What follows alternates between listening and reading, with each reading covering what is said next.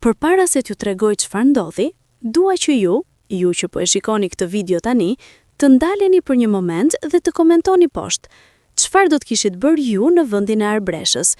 A do t'i kishit bindur prindrit? A do të kishit ikur apo do ta kishit pranuar fatin?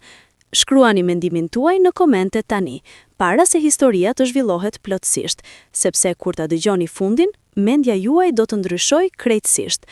Jeni gati? Atëherë le të fillojmë. Arbresh kishte lindur në një fshat të vogël, të mbështjell nga malet si një sekret që askush nga bota e jashtme nuk duhej ta dinte. Fshati quhej Bregu i Bardh, jo sepse diçka e bardh kishte aty, por sepse dikur, shumë vite më parë, njerëzit e atij vendi kishin ndërruar një jetë të pastër, pa balt, pa faj. Ëndra, natyrisht, kishte mbetur ëndër. Shtëpia e familjes së Arbreshës qëndronte në skaj të fshatit, pak më larg nga shtëpitë e tjera, sikur edhe ndërtesat kishin mësuar që distanca ishte mënyra më e mirë për të mbijetuar.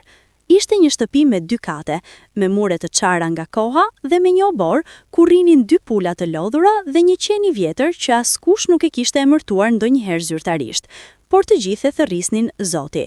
Ndoshta sepse edhe Zoti, si qeni, dukej gjithnjë i pranishëm, por kurrë nuk ndërhynte. Arbresh ishte vajza e mesme nga 3 fëmijë. Kishte një vëlla të madh, Ardianin, dhe një motër të vogël, Drinën. Ardiani kishte ikur prej kohësh në qytet, duke lënë pas vetes vetëm një dhomë bosh dhe premtimin e kthimit që askush nuk e besonte më. Drina ishte 9 vjeç dhe kishte syrin e majt pak më të madh se të djathtin, një gjendje që fëmijët e tjerë e tallin, por Arbresh e quante të bukur. Drina shihte botën me madhësi të ndryshme, i thoshte motrës me madhe. Ndoshta ajo po e shihte sakt. Nëna e Arbreshës quhej Mrika. Ishte një grua që kishte qenë e bukur dikur. Ky ishte gjykimi i fshatit, jo i saj, sepse Mrika vet nuk fliste kurrë për bukurinë e saj të dikurshme. Fliste pak fare. Kishte mësuar herët që heshtja ishte forma më e sigurt e ekzistencës për një grua të martuar me Rustem Kolanecin. Rustem Kolaneci, babai i Arbreshës, ishte burri që fshati e respektonte nga jashtë dhe e dinte shumë mirë nga brenda. Ishte i gjatë, me krah të gjerë, me zë të thellë që zbriste nëpër shtëpi si rufeja zbritet nëpër pemë të lartë. Kishte pasur dikur prona, tokë, disa krerë gjedh. Pastaj kishte filluar të lozë me fatin. Loja e atij fati quhej bixhoz, por ai preferonte fjalën investim. Investim pas investimi, prona pas prone, gjedh pas gjedhi. Gjithçka kishte marrë rrugën e humbjes. Arbresh e kishte kuptuar herët që shtëpia e saj nuk ishte si shtëpitë e tjera. Jo sepse ishte më e varfër, varfëria ishte e zakonshme aty, por sepse shtëpia e tyre kishte një lloj tensioni të veçantë, si ajri para stuhisë, gjithnjë i ngarkuar, gjithnjë i rënd, edhe kur askush nuk bërtiste, edhe kur gjithçka dukej normale. Ajo e kishte mësuar tensionin e fshatit nga foshnjëria, kishte mësuar të dallonte hapat e babait, kur vinte i qetë, kur vinte i tentosuar, kur vinte i dehur. Kishte mësuar të fihej prapa dyerve kur toni i tij ndryshonte, të merrte Drinën dhe ta çonte larg, nën krevat, duke i treguar histori me zë të ulët derisa bota e sipërme të qetësohej. Por pavarësisht kësaj, Arbresh kishte botën e saj të brendshme, një botë ku askush tjetër nuk hynte. Ajo lexonte çdo libër që gjente, nga ato të shkollës, nga biblioteka e vogël e fshatit që kishte vetëm 36 libra, nga revista të vjetra që i gjente në kuti plehrash. Lexonte me ethje të çuditshme, si dikush që ka ethje nga sëmundja, jo nga gjaku. Letërsia për Arbreshën ishte dritare. Ishte i vetmi vend ku ajo mund të shihte botë të tjera, botë ku vajzat bënin zgjedhjet e tyre, ku dashuria nuk ishte transaksion, ku njerëzit udhëtonin në vende të largëta dhe kthenin për të treguar histori të mrekullueshme. Lexonte dhe imagjinonte, imagjinonte dhe duronte. Duronte me shpresën e fshehtë që dita do të vinte kur edhe ajo do të kishte historitë e saj. Shkollën Arbresh e donte me një pasion pothuajse të dhimbshëm. Kishte mësuese që e quanin vajza me sy inteligjencë, jo komplimenti zakonshëm në atë fshat, por Arbresh e merrte si një gjë shumë serioze. Inteligjenca, besonte ajo, ishte e vetmja gjë që askush nuk mund t'ja merrte. Tokën mund ta merrje, lopët mund t'i merrje, shtëpinë madje, por mendjen jo. Mendja ishte e saja. Kishte plane. Plani i parë ishte të mbaronte shkollën e mesme. Plani i dytë ishte të shkonte në universitet në qytet, ndoshta t'i bashkonte vëllait, ndoshta vetëm, por të shkonte. Plani i tretë, ai i largëti, ai i fshehtë që vetëm natën para gjumit ja tregonte vetes, ishte të bëhej mësuese. Jo çfarëdo mësuese, por ajo lloj mësuese që ndryshon jetën e nxënësve. Ajo lloj mësuese që vetë asaj nuk ishte dalë. Kishte edhe një sekret tjetër, më delikat, si petali i fundit i një luleje dimri. Kishte një djalë, Bleri quhej, që ishte 2 klasa më lartë dhe që her pas here kalonte pranë bankës së saj me pretekstin se kishte harruar ndonjë gjë. Arbreshe dinte se nuk kishte harruar asgjë, por nuk i thoshte, vetëm shikonte dhe ndjente diçka të ngrohtë në kraharor, sikur mban kafen mes duarve në ditë të ftohta. Kjo ishte bota e Arbreshës, e vogël, e kufizuar, por e saja, plot ëndra, plot plane, plot të fshekthave të bukura. Nuk e dinte se bota e saj e vogël kishte ditët e numëruara. Nuk e dinte se borxhi i babait kishte emër, kishte numër dhe kishte, para se të gjithash, një zgjidhje që Rustemi nuk e torturonte as pak, po e mbulonte me arsyetimin e vjetër. Kështu është jeta. Borxhi nuk kishte lindur një herësh, kishte lindur gradualisht, si uji që hyn në përtulla të çara, pik, derisa dita kur e vere, shtëpia është tashme nën ujë. Rustemin e kishte mashtruar. Kjo ishte versioni i tij. Kishte investuar para në një biznes me një mik të vjetër, Zenunin, dhe Zenuni kishte humbur gjithçka, ose kishte vjedhur gjithçka, varej nga kush e tregonte historinë. Pastaj kishte marrë hua te dikush tjetër për të mbuluar huan e parë. Pastaj hua tjetër për të mbuluar huan e parë. Ky ishte mekanizmi i thjesht dhe brutal të borxhit. Fillonte me një gabim dhe rritej me interes, duke u bërë gjithnjë e më i madh, gjithnjë e më i pamundur, gjithnjë e më i errët. Sokoli Bloshmi ishte emri i burrit të cilit Rustemi i kishte marrë huan e madhe.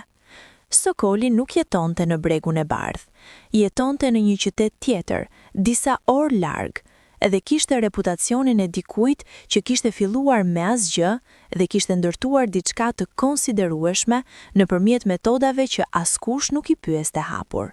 Kishte troje, kishte dyqane, kishte makinë të re çdo vit. Kishte edhe dëshira, dhe dëshira e tij e fundit, ajo e çuditshme dhe e pakuptueshme, ishte martesa. Kishte qenë i martuar një herë. Gruaja e parë kishte vdekur. Sëmundje thonin disa. Të tjerë thonin gjëra tjera, por me zë shumë të ullët. Fëmijë nuk kishte.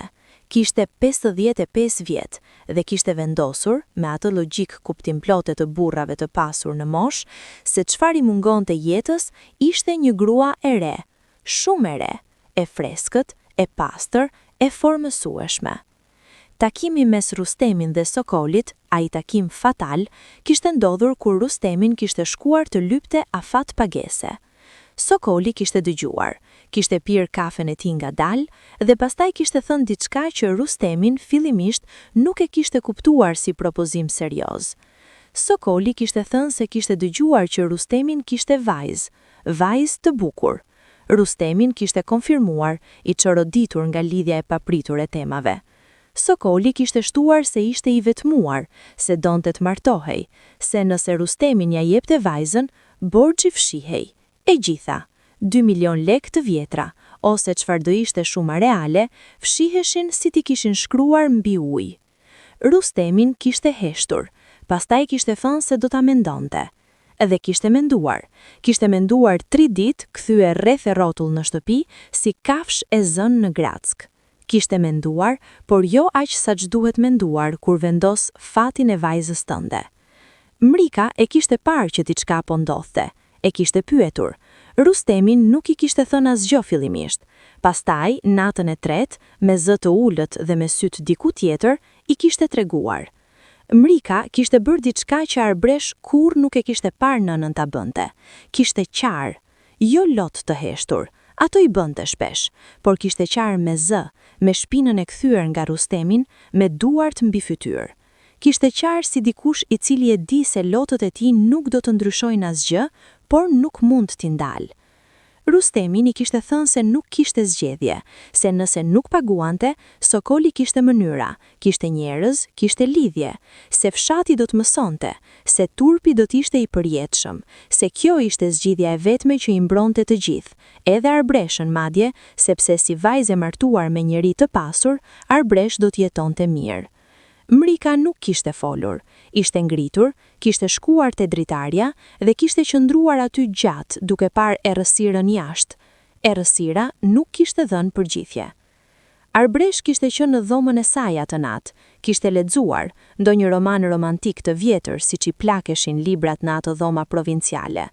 Nuk e dinte asgjë, nuk dinte se 2 dhoma larg fati i saj po nënshkruhej në heshtje.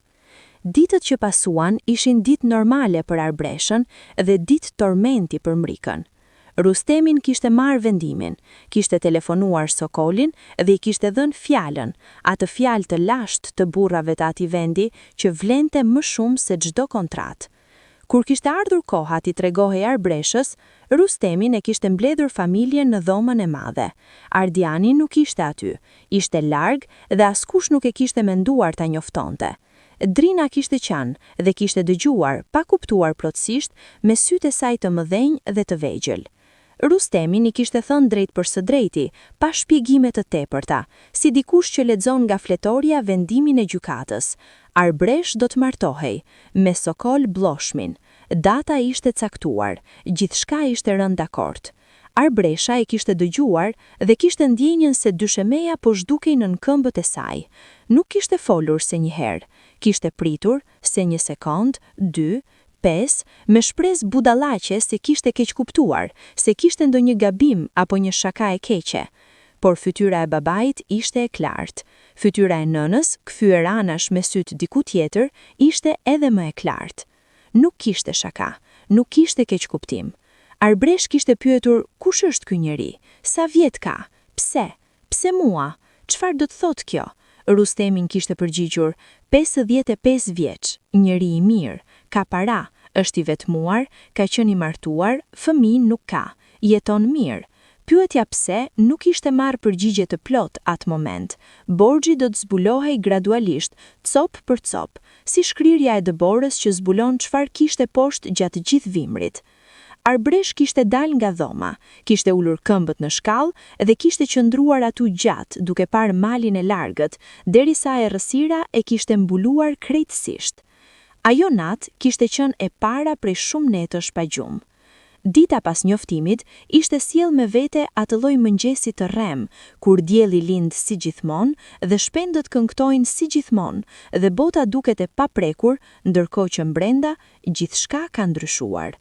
Arbresh u ngrit herët, shumë herët, kishte fletur pak, ndonjë orë të thyera të shpërndara mes mendimeve që nuk linin qetësi. Kishte qëndruar shtrirë me sy hapur në errësirë dhe kishte menduar me atë intensitet të dhimbshëm të mendjes që nuk gjen rrugdalje. 55 vjeç. Aq kishte babai i saj, aq kishte mësuesi i saj i gjumës shqipe, ai me mustaqet e thinura dhe me mënyrën e lodhur të shpjegimit. 55 vjeç dhe ajo kishte 17 vjeç. Diferenca ishte 38 vjet, një let e tërë prej asaj se ajo të linte. Mëngjesi i parë, Arbresha e shfrytëzoi për të gjetur nënën e saj. Mrika po bënte kafe në kuzhinë me shpinën kahderën, si zakonisht kur nuk donte të shihte fytyra. Arbresh u lua në tavolinë dhe priti. Nëna e dinte që ishte aty. Kur Mrika u kthye dhe i solli kafen, Arbresh pa diçka në sytë e nënës.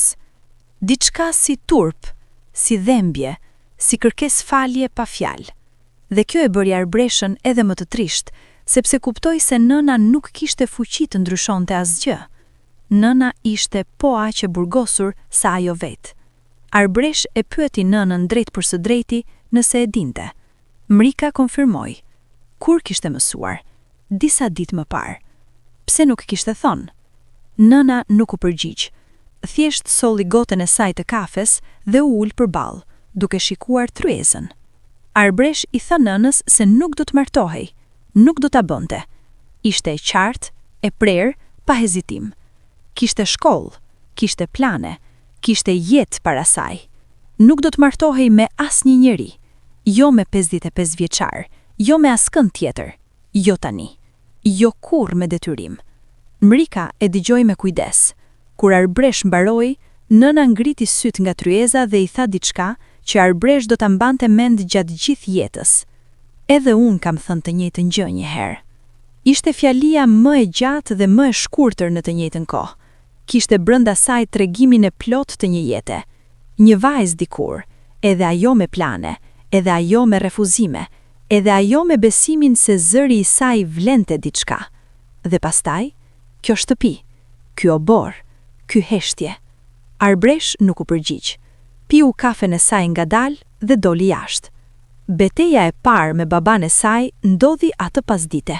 Arbresh e gjeti Rustemin në obor dhe ju drejtua pa hyrë rrotull. Nuk pranonte. Borxhi ishte problemi i tij, jo i saj. Nëse kishte bërë gabime, ato ishin gabimet e tij dhe duhej t'i zgjidhte vetë. Ajo kishte jetën e saj para saj dhe nuk do ta sakrifikonte. Rustemin e dëgjoi duke qëndruar i palëvizur, siguri. Pastaj foli me atë zë të thellë të ulët që nënkuptonte se gjërat kishin mbaruar para se të fillonin. Arbresh nuk kuptonte. Nuk ishte çështje zgjedhjeje. Ishte çështje mbijetese, e familjes, e ndershëm të familjes, e drinës, e mrikës. Nëse borxhi nuk paguej, Sokoli kishte njerëz, dhe njerëzit e Sokolit nuk bënin dallim mes moshave kur vinin të mbledhnin. Kërcënimi ishte i qartë, edhe pse i mbuluar me gjuhë të tërthort.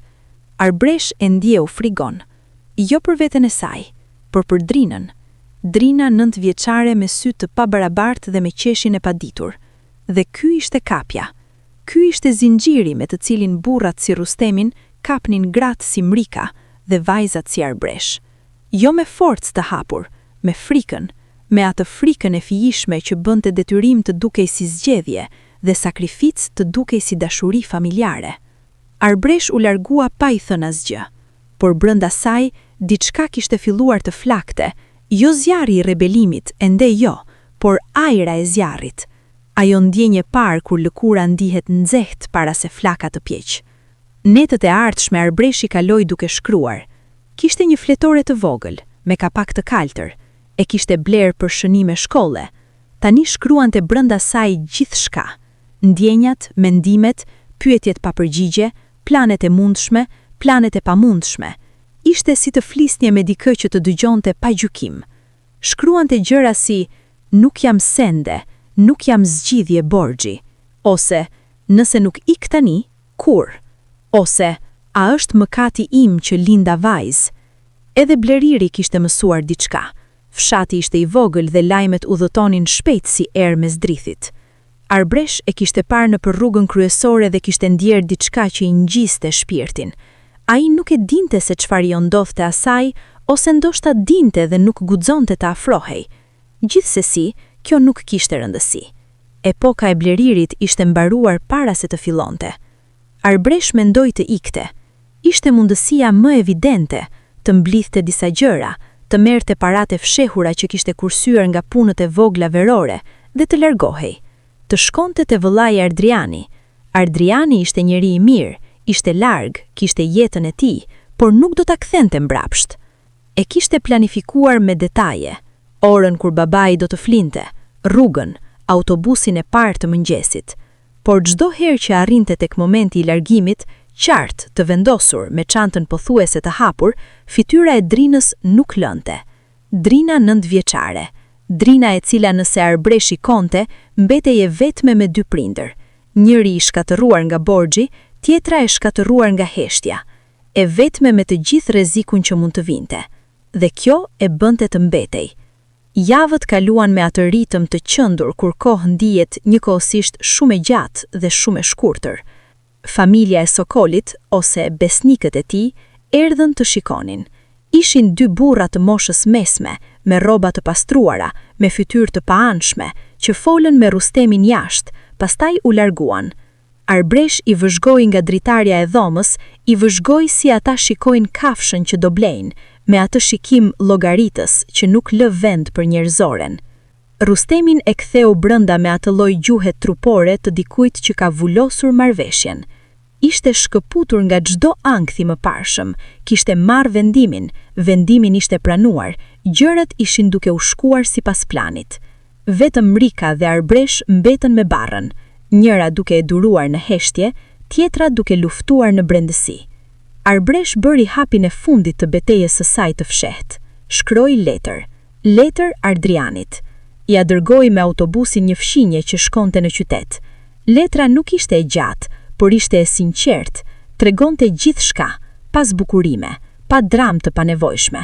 Lutej që vëllai të bënte diçka, çfarë do, para se të ishte vonë.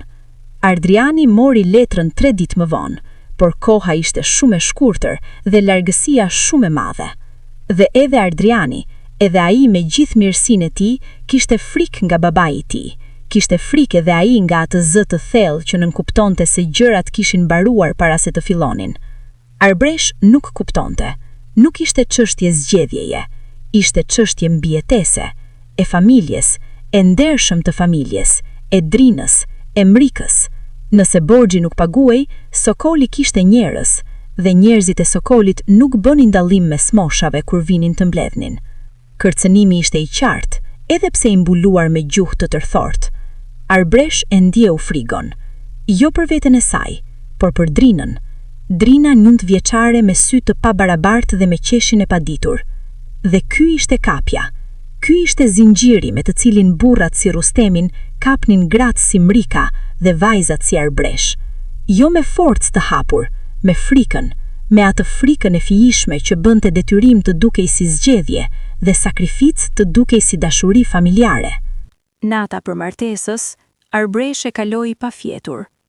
Qëndroi ulur te dritarja e dhomës dhe shikoi yjet. Ishte natë e kthjellët dhe yjet ishin shumë dhe të ftohtë dhe larg. Shumë larg. Si çdo gjë e bukur në botën e saj. Shkroi në fletoren blu. Nesër diçka vdes brenda meje. Shpresoj të mos jetë gjithçka. Martesa nuk ishte fest. Ky ishte gjykimi i Arbreshës dhe do të mbetej gjithnjë i tillë. Ishte një ceremoni e heshtur, relative, me pak njerëz, kryesisht familja e ngushtë e Rusteminit dhe disa fqinj të ftuar nga ai që s'kishte mundur të mos i ftonte pa ngjallur pyetje. Arbresh u ngrit atë mëngjes me ndjenjen e njeriut që po hapet për operacion. Diçka e madhe do të ndodh, diçka e pakthjeshme, dhe vetmja mënyrë për të duruar ishte të ndahej nga vetja e saj. Të shikonte gjithçka nga larg, si nga xhami i trash. E kishin veshur. Nëna dhe 2 motrat e nënës kishin ardhur herët dhe kishin filluar procedurën e martesës. Robot, flokët, fytyrën. Arbresh kishte qëndruar e pa lëvizur në duart e tyre si statuja, duke lejuar gjithçka pa bërë asgjë. Çdo herë që mundohej të ndjente diçka, e bllokonte, jo me vendosmëri, por me lodhje. Kishte qarë aq shumë natët e fundit sa lotët kishin mbaruar, si pusi i thatë. Drina kishte ardhur në dhomë dhe e kishte parë. E kishte parë si shikojnë fëmijët, me atë drejtësi naive dhe lakmuese pa mëshirë. Kishte thënë, je e bukur, Arbresh. Arbresh kishte buzëqeshur. Buzëqeshja kishte qenë e rreme, por dashuria për Drinën prapa saj kishte qenë shumë e vërtetë. Sokoli erdhi me makinë. BMW-ja e vjetër, por e ruajtur mirë, e zezë si xhana e natës. Doli me kostum të errët dhe me kravatë të kaltër. Dikush kishte menduar për detaje dhe u afrua drejt shtëpisë me atë ecje të burrave që janë mësuar të zotrojnë hapësirat ku hyn. Arbresh e pa herën e parë tërthorazi nga dritarja. Kjo ishte hera e parë, para asaj dite nuk e kishte parë kurrë. Kishte imagjinuar, ndoshta dikë të frikshëm, të shëmtuar, me pamjet e egër. Por Sokoli nuk ishte i tillë. Ishte njëri i rregullt, i lartë, pak me bark, me flokë të thinjur, me hund të drejtë dhe syt. Syt ishin ata që Arbresh i vuri re edhe nga largësia. Ishin syra të mbyllur, si syra të njeriut që ka parë shumë dhe ka vendosur të mos ndjej tepër. Ceremonia ishte e shkurtër. Fjali, firma, rite. Arbresh i u përgjigj gjithçkaje me atë minimumin e nevojshëm. Po. Me zë aq të ulët sa thuajse nuk dëgjohej. Rustemin e vëzhgoi gjatë gjithë ceremonisë me atë tension të dikujt që pret të mbaronte shpejt, si dikush që pret të kalojë treni i fundit të natës. Kur u vendos unaza në gishtin e Arbreshës, unaze argjendët, e thjesht, pa gëndjen. Arbresh ndjeu një të ftohtë që nisi nga gjishti dhe u përhap nëpër të gjithë dorën, nëpër krah deri në zemër. Nuk ishte metafora. Ishte ndjesja fizike, reale, e pakthyeshme, të diçkaje që po mbyllet, si dera që mbyllet me çelës nga jashtë. Mrika qante në cep të dhomës me shamin mbi fytyrën. Askush nuk e qortoi, askush nuk e ngushëlloi. Lotët e nënës ishin gjyja më e sinqertë në atë ditë, e vetmja gjë që nuk kishte gjurmë gënjeshtre. Sokoli nuk buzëqeshi, nuk bëri shumë zhurmë, ishte i qetë, i kontrolluar, dhe kjo qetësi, paradoksalisht, ishte edhe më e frikshme se sa sikur t'ishte qenë i vrasht. Tek i vras dini çfarë prisni, tek i qetë nuk dini asgjë. Arbresh u largua nga shtëpia e saj me një çantë të vogël, disa rroba, librat e saj, fletoren blu. Rustemin e shoqëroi deri te porta, po astaj u nal. Nuk e mori në krah, nuk i tha gjë të madhe. Vetëm e shikoi me ato syt ku Arbresh mundohej të gjente ndonjë shenjë pendimi, ndonjë shenjë dashurie, ndonjë shenjë njeriu, dhe nuk gjeti asgjë të qartë. Ndoshta kishte diçka aty, shumë të thellë, shumë të fshehur, por nuk mjaftonte kurrë. Drina kishte vrapuar pas makinës deri te porta e oborrit dhe kishte thërrur emrin e motrës. Arbresh e kishte parë nga dritarja e pasme. Drina e vogël, me flokë të shpërndar, me sytë e pabarabartë plot, duke tundur dorën. Arbresh kishte vendosur dorën e saj në xhamin e ftokë të makinës. Dora e saj dhe dora e vogël e drinës të ndara nga xhami dhe nga gjithçka tjetër. Makina u nis. Bregu i bardhë u largua ngadalë, u bë i vogël, u bë pikë, u zhduk. Arbresh shikoi përpara, nuk qau. Lotët kishin mbaruar, ose ndoshta kishin ngrirë brenda. Shtëpia e Sokolit ishte ndryshe nga gjithçka që Arbresh e kishte njohur. Ishte në periferi të qytetit, me mur të lartë, me portë hekuri. Brenda kishte obor të rregullt, me pak lule. Jo shumë, si dikush që e di që duhet të ketë lule, por nuk di si t'i kujdesen. Shtëpia vet ishte e madhe, me 2 kate, e mobiluar mirë, jo me shije të hollë, por me qëllim të qartë, të tregonte që këtu jetonte njeri me para. Arbresh hyri në brenda dhe ndjeu atë heshtin tipike të shtëpive të mëdha boshe. Heshtin që zmadhohej nga hapëthira e madhe, jo heshtin e ngrohtë si heshtin e natyrës, por heshtin e ftohtë si heshtin e sallës pritherje. Sokoli i tregoi shtëpinë, dhoma, kuzhina, banja, obori i pasëm. I tregoi si dikush që tregon pronë, jo si dikush që tregon shtëpinë, pa emocion të veçantë, pa entuziazëm, pa atë ngrohtësinë të vogël të ja ku do të jetojmë bashk, thjesht informacion. Dhoma e gjumit ishte dhoma e tij, e tyre tani, zyrtarisht. Arbresh e shikoi shtratin e madh, me jastëk shumë dhe jorgan të rënd. Ishte shtrati i dikujt tjetër, do të bëhej shtrati i saj. Ky mendim e bëri stomakun të kthehej. Nata e parë ishte diçka që Arbresh refuzoi ta shkruante ndonjëherë në fletoren blu. Disa gjëra janë shumë personale edhe për veten tënde. Por ato që mundi të shkruante ishin: ndjeva sikur isha diku tjetër, larg, shumë larg nga trupi im, dhe qava me zë kajv dritarja pas gjumit të tij. Ditët e para kishin atë çuditshmërinë e gjërave të reja dhe të padëshiruara. Arbresh mësoi rutinën e shtëpisë, mësoi preferencat e Sokolit, kafja e tij, mëngjesi i tij, orari i tij. Sokoli ngritej herët, shkonte në punë, kthehej pas dite, hante, shikonte televizor, flinte. Rutinë e thjesht, mekanike, pa surpriza. Sokoli nuk ishte i keq. Ky ishte konstatimet e hershëm i Arbreshës dhe e shqetësonte shumë. Sepse nëse do t'ishte i keq, do t'ishte më e lehtë ta urrejhej. Por nuk ishte i keq në atë mënyrë të dukshme. Nuk bërtiste, nuk goditi kurrë, nuk e ofendoi. Ishte i ftohtë, distancues. Kishte pranuar vajzën për martesë si akt praktik dhe e trajtonte si çdo akt praktik tjetër, pa dram, pa gjurmë. Kjo ftofsi ishte lloji i saj i veçantë i dhembjes.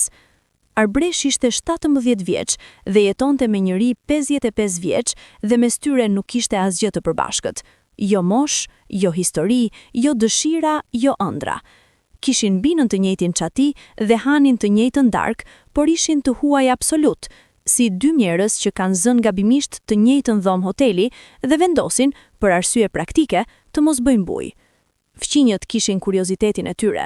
Disa gra të lagjes kishin ardhur të shihnin nusen e re. Ky ishte preteksti natyrisht. Reali ishte të vlerësonin, të gjykonin, të mbledhnin material për bisedat e ardhshme.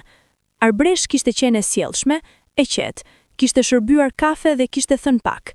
Gratë e kishin vëzhguar me ata shikim të mprehtë të njerëzve provincialisht kurrështar, dhe kishin ikur duke murmuruar gjëra që Arbresh kishte shtigjuar si shtigjeera. Kishte edhe lumturin, pastruesen që vinte 2 herë në javë. Lumturia ishte grua e moshës 50 vjeçare, e vogël, e shpejt, me duart gjithnjë aktive dhe me gojën gjithnjë në lëvizje. Kishte folur shumë që nga dita e parë, dhe Arbresh e kishte dëgjuar me një vëmendje të fshehtë, sepse lumturia, pa dashur, ishte burimi i parë i informacionit për Sokolin. Nga lumturia, mësoi. Gruaja e parë e Sokolit kishte qenë grua e qytetit, e arsimuar, që kishte vdekur pas sëmundjes. Kjo ishte e vërtet si pas lumturisë, ndryshe nga thashethemet e fshatit. Sokoli kishte qenë i dëshpëruar, jo me lot, jo me dram, por me atë lloj dëshpërimi të heshtur të burrave që nuk din si ta shprehen. Pastaj kishte mbyllur vetveten në punë dhe nuk kishte hapur shumë. Deri tani. Lumturia ja kishte thënë edhe diçka tjetër. Sokoli është njeri i mirë, thjesht nuk di si të jetë me njerëzit, dhe kjo fjali kishte mbetur ngulur në mendjen e Arbreshës si gjemb, e dhemshme, por e vështirë ta nxjerrje. Javët e para u shndruan në muaj. Arbresh gjeti mënyrën e vet të mbijetesës brenda atij burgu të qetë, librat. Sokoli kishte bibliotek, ky ishte zbulimi i çuditshëm dhe i papritur i Arbreshës, 2 javë pas ardhjes. Një dhomë e vogël, pothuajse e fshehur pas shkallëve, ku kishin vendosur rafte me libra. Libra të shumt, nuk dukeshin libra të lexuar me pasion, por libra të mbledhur nga dikush që kishte dashur të kishte bibliotek. Ndoshta gruaja e tij e parë kishte dashur librat. Arbresh hyri atë ditë dhe qëndroi gjatë. Kishte libra historik, libra letërsie, disa fjalor, disa tekste juridike, disa romane, kryesisht në gjuhën shqipe, por edhe disa të përkthyer nga gjuhë tjera. Ishte thezari i saj, thezari i rastit, i gjetur aty ku nuk e priste. Filloi të lexonte sistematikisht, çdo ditë ndërsa Sokoli ishte në punë, Arbresh lexonte. Lexonte me penë në dorë dhe shënonte gjëra, fjali që i goditnin, pyetje që ngjallnin, ide që nuk i kishte menduar kurrë. Ktheu bibliotekën e vogël në klasën e vet, mësuese dhe në sunja njëkohësisht. Sokoli e vuri re. Një vrapësh kur Arbresh ishte kthyer nga biblioteka me librin ende nën sjetull, e pyeti çfarë lexonte. Ishte pyetja e parë e vërtet, jo logjistike, jo praktike, që i kishte bërë. Arbresh ja tregoi librin, Sokoli e mori, shikoi kapakun, e ktheu, la mbrapsht në tryez. Nuk tha asgjë tjetër. Por të nesërmen, kur Arbresh shkoi në bibliotek, gjeti mbi tryezën e vogël atje një libër të ri, të pa lexuar, me faqet ende pa palosur, me një temë që kishte lidhje me atë që kishte lexuar ditën e kaluar. Nuk kishte shënim, nuk kishte fjalë, vetëm libri. Arbresh e mori librin dhe e shikoi gjatë, pastaj e hapi dhe filloi të lexojë. Kjo ishte gjuha e tyre e parë të përbashkët, librat e lënë pa fjalë. Ishte gjuha më e çuditshme dhe ndoshta e vetmja e sinqertë. Fshati nuk kishte harruar Arbreshën. Mrika telefononte her pas here, telefonata të shkultra, me zë të ulët, me pyetje standarde. Ushqehesh mirë, jeton mirë, të trajton mirë. Arbreshi përgjigjej me minimum. Po, mirë, po. Nuk donte të shqetësonte nënën, por edhe nuk kishte zemër të gënjente me entuziazëm. Minimumi ishte zgjidhja mes të dyve. Drina kishte dërguar letër, shkruar me atë shkronjë të madhe të fëmijëve, me gabime drejt shkrimore dhe me zemër shumë. Shkruante kur vjen Arbresh të pres çdo ditë. Arbresh e lexoi letrën 3 herë, pastaj e futi në njastëk, si diçka të çmueshme, si diçka që duhej t'i ndjerë nga larg. Muaji i tretë solli surprizën e parë, dhe surprizat, si zakonisht, vinin kur nuk e priste. Arbresh kishte vendosur qetësisht dhe pa shumë dramatizim të vazhdonte studimet. Kishte gjetur informacion, nëpërmjet librave, nëpërmjet radios, nëpërmjet bisedave të fragmentuara me lumturin. Kishte nevojë vetëm për leje. Leja e Sokolit. E priti një mbrëmje kur Sokoli ishte relativisht i relaksuar, kishte ngrënë mirë, nuk kishte pasur ditë të vështirë. Foli qetësisht, me logjik, pa emocion të tepruar. I tha se donte të vazhdonte studimet e mesme, ta mbaronte maturën, ndoshta pastaj universiteti. I shpjegoi pse, Jo për karrierë, e di se si grua shtëpie kjo nuk pritej, por sepse ishte e rëndësishme për të si person, sepse mendje duhej ushqyer. Sokoli e dëgjoi, kishte atë zakonin e tij të dëgjimit plot pa u interprer, dhe kjo gjithmonë e bënte Arbreshën pak të pasigurt. Nuk dinje çfarë mendonte. Kur mbaroi, Sokoli pyeti: "Kush do të kujdesej për shtëpinë?" Arbresh kishte gati përgjigje. Lumturia vinte 2 herë në javë. Oraret e shkollës ishin të caktuara, darkën e bënte gjithnjë para saj të kthehej. Nuk do të ndryshonte asgjë nga rutina. Sokoli kishte heshtur edhe pak. Pastaj kishte thënë: "Ta mendoj."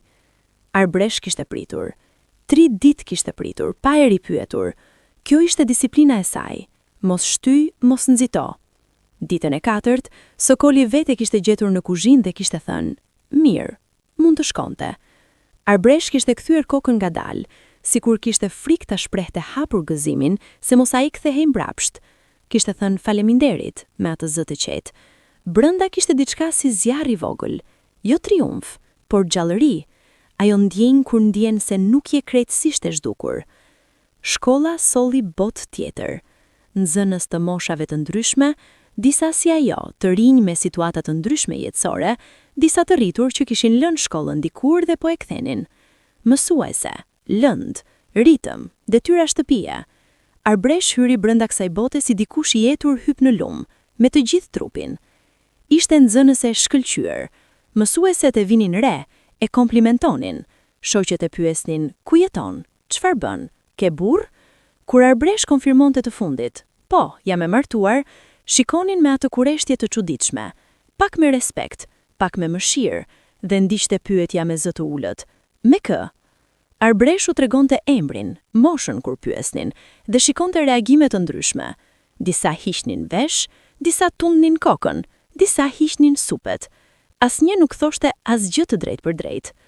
Por kishte një shoqe, Zana quhej, ishte 22 vjeç, kishte lënë shkollën për dashuri, e pastaj kishte lënë dashurinë dhe kishte kthyer te shkolla, e cila një herë, duke pirë kafe pas mësimeve, i kishte thënë: "Arbresh, ti je ndryshe nga sa duket." Arbresh e kishte pyetur çfarë nënkuptonte. Zana kishte thënë: "Ke diçka në syt që nuk ka dorëzuar." Kjo fjoli kishte qëndruar. 6 muaj pas martesës, Arbresh filloi të kuptoj që Sokoli kishte një jetë paralele, jo në kuptimin e dashurisë apo mashtrimit, por në kuptimin e një bote të brendshme ku ajo nuk kishte qasje. Kishte dalë natën, shpesh, vonë, me telefonin në dorë, me fytyrën e tendosuar. Kthehej pas orësh pa shpjeguar. Kishte takime biznesi që nuk kishin orare fikse. Kishte njerëz që vinin, burra kryesisht, me fytyra serioze dhe biseda të bëra me zë të ulët jashtë derës kryesore. Arbresh kishte mësuar shumë shpejt të mos pyeste, jo nga frika, nuk e kishte kapur ndonjëherë Sokolin në moment të rrezikshëm, por nga instinkti. Kishte të dhënat e nevojshme për të kuptuar se pyetjet e caktuara, me njerëz të caktuar, hapnin derë të rrezikshme. Por një natë, aksidentalisht, dëgjoi. Nuk kishte pasur qëllim, kishte shkuar të merrte ujë dhe kishte dëgjuar zërin e Sokolit nëpër telefon, të tensionuar me masa të papara. Fliste për para, shumë para. Fliste për dikë që nuk kishte dhënë llogarin. Fliste me gjuhën e burrave që kanë fuqi dhe janë mësuar se fuqia e tyre rrallë kërkon të justifikohet. Pastaj heshtje. Pastaj zëri i Sokolit, më i ulët, thot diçka si kujdes se ku shkeli. Pastaj mbyll telefon. Arbresh ishte kthyer te doma babërzurma, kishte shtrirë në shtratin e madh me syt hapur dhe kishte shtuar në listën e gjërave që dinte, por nuk duhej të tregonte. Sokoli kishte biznes, lloj biznesi që nuk pyetej. Kjo ishte realiteti, dhe Arbresh jetonte brenda atij realiteti, si insekt brenda qelibarit, i ruajtur, i ngrirë, i paprekur. Përpastaj erdhi ngjarja, ajo e papritura, e para prej të shumtave, që filloi të ndryshojë gjithçka. Sokoli u sëmur. Nuk ishte sëmundje e rëndë fillimisht, temperaturë, lodhje dhe mbjekoke, por ngulej, nuk kalonte. Meku i shtëpisë erdhi, shikoi dhe ilaçe. Ilaçet nuk ndihmuan. Erdhi mek tjetër, erdhi mek i tret. Pas 2 javësh, Sokoli shkoi në spital. Diagnoza erdhi pas 3 ditësh. Zemra. Kishte problem me zemrën, jo fatal, por serioz. Duhej operacion, duhej rikuperim, duhej ndryshim rrënjësor i stilit të jetesës. Arbreshe mori lajmin me atë qetësi të frikshme të njerëzve që kanë marrë shumë lajme të këqija dhe kanë humbur aftësinë e reagimit. Qëndroi në spital, çdo ditë, çdo orë vizite, me ushqimin e gatuar nga shtëpia, me librin e saj nën shtull për orët e pritjes. Ishte aty përse duhej të ishte aty, sepse kjo ishte roli i gruas, edhe kur grua nuk e kishte zgjedhur rolin. Por ndodhi diçka e çuditshme ndërsa qëndronte aty. Sokoli, i shtrirë, i dobësuar, i zhveshur nga pushteti dhe nga rutina, u bë njëri tjetër, ose ndoshta u bë për herë të parë vetja e tij reale. Filloi të flas, pak, ngadalë, por të flas. Jo detyra shtëpie, jo logjistik, por gjëra të vërteta.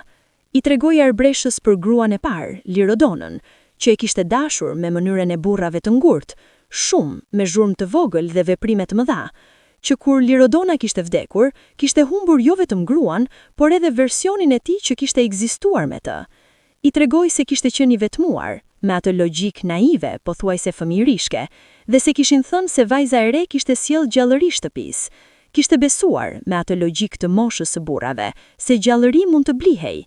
I tregoi gjëra pa guxim, jo me trishtim të zbukuruar, por me atë lloj drejtësie të dhimbshme të njeriut që mendon se mund të vdes dhe nuk dëshiron të vdes me gjëra të pathëna.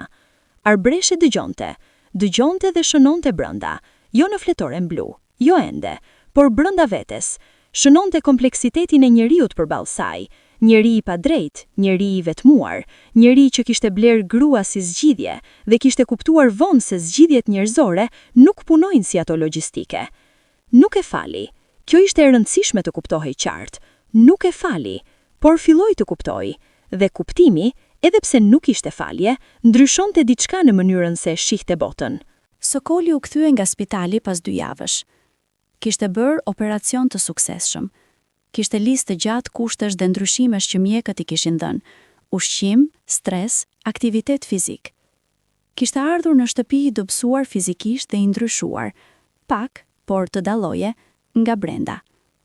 Arbresh mori rolin e kujdesit, jo me entuziazëm, por me profesionalizëm. Bëri çfarë duhej, mësoi çfarë duhej, organizoi gjithçka. Lumturia erdhi çdo ditë gjatë periudhës së rikuperimit. Arbresh u ndal nga shkolla për 3 javë. I shkroi Zanës, ja shpjegoi. Zana premtoi t'i jepte materiale.